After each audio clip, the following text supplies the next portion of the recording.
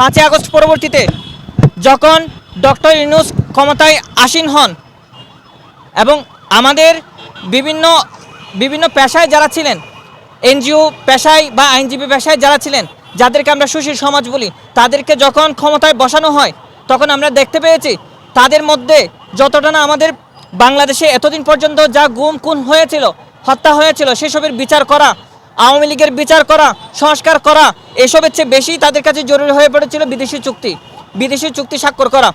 বন্ধুগণ, আমরা দেখতে পেয়েছি এই 1.5 বছরে ডক্টর ইউনূস সরকারের এই 1.5 বছরে তারা কতগুলো চুক্তি করেছে।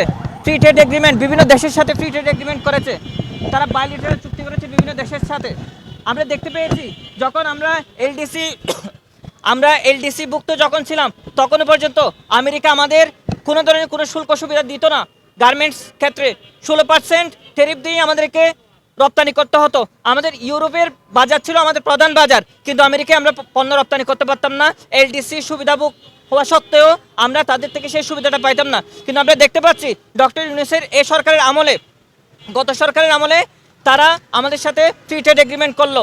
তারা যেসব চুক্তি করলো আমাদের সাথে, প্রত্যেকটা ক্লজে, প্রত্যেকটা চুক্তিতেই আমরা দেখতে পাচ্ছি বাংলাদেশ ভয়াবহ রকমের নিপীড়িত হয়েছে।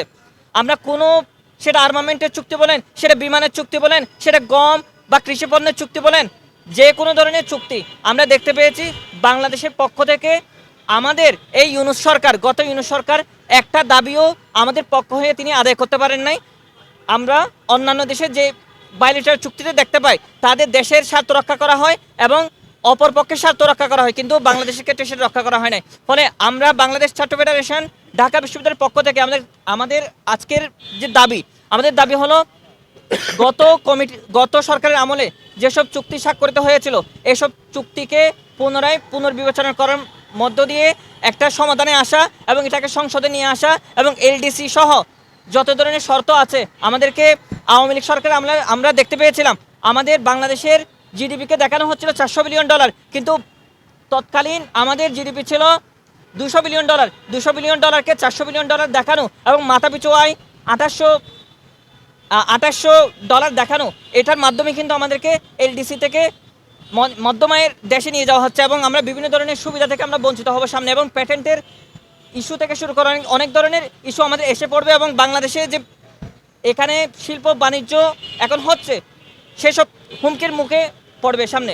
ফলে আমরা চাচ্ছি অতি শীঘ্রই যেসব চুক্তি স্বাক্ষরিত হয়েছে সেসব চুক্তিকে পুনর্বিবেচনা আনা।